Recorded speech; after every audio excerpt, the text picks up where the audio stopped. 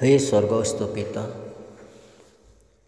आमମାନଙ୍କର एकमात्र परमेश्वर, जीवित परमेश्वर, आमे तुमर पवित्र संपर्क उपरे विश्वास बढ़ेबार तुमर साहाय्य मागुअछु। आमे विश्वास एवं हृदय प्रार्थना करुअछु जे आमे सर्वदा परस्पर सहित सुचोट हेबु, भरोसा करिबु एवं आमे परस्पर उद्देश्य एवं उद्देश्य उपरे दृढ़ भाव विश्वास करिबु।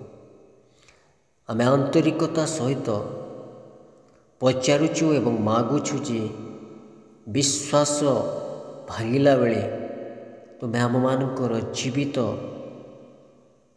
परमेश्वर प्रभु जीशु याको ठीक भाव बुझिबा पाई उत्तम ज्ञान देव एवं याको सुस्थ भावरे उत्तम उपाय समाधान करिबारे दृढ़ साहस देव। हे पिता, आमे आंतरिकता सहित प्रार्थना करुअछु जे आमे परस्पर उपरे आमर विश्वास दिन को दिन अधिक रु अधिक शक्तिशाली हेब। ए प्रार्थना यीशुଙ୍କ नाम रे मागुअछु। आमेन।